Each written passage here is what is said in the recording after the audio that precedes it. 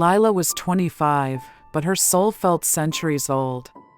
The vibrant colors of her youth had long since faded into muted grays, the trauma that etched itself into her being as heavy as iron shackles. She had loved deeply once, with a heart so open it made her vulnerable. But that love had been ripped away, leaving scars no one could see, but she felt every waking moment. Her days were spent in a fog, each step forward dragging her deeper into a darkness that felt all-consuming.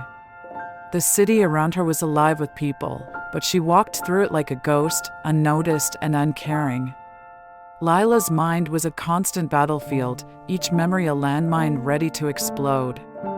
She stopped answering her friends' calls, quit her job, and retreated into the prison of her apartment. The walls felt like they were closing in on her, yet the outside world was even more suffocating. Every day, she ventured out only when the sun had dipped low, cloaking the world in shadow. Her destination was always the same, the bridge. It was the place where she had felt the happiest, and now it called to her as the only escape.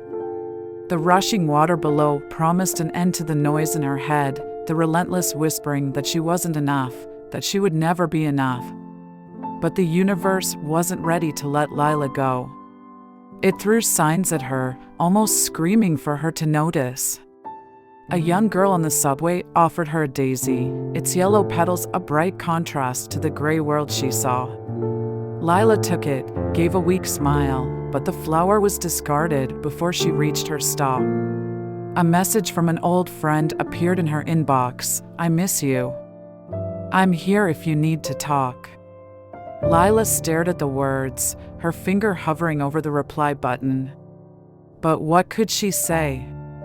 "I'm broken, and I can't be fixed." She deleted the message without responding.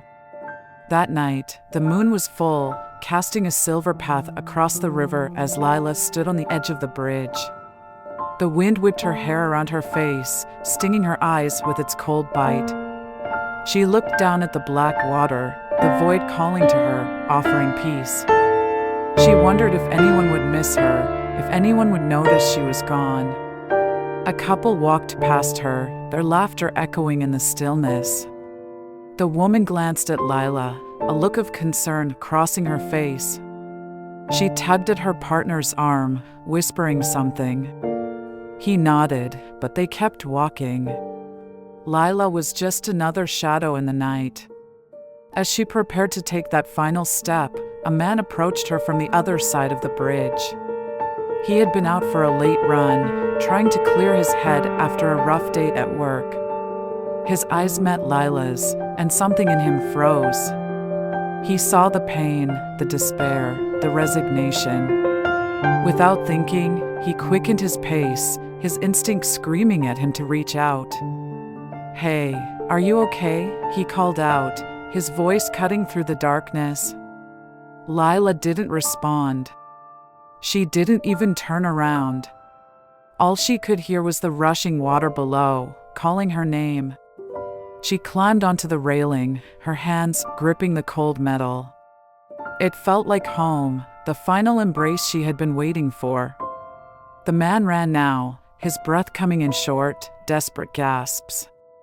He reached her just as she let go. With a leap, he lunged forward, his fingers grazing her sleeve as she fell. The last thing Lila felt was the cold, icy grip of the river pulling her under, the weight of her despair finally lifting as she disappeared into the blackness. The man's scream echoed across the bridge, but it was too late. In the end, Lila's story ended the way she believed it always would.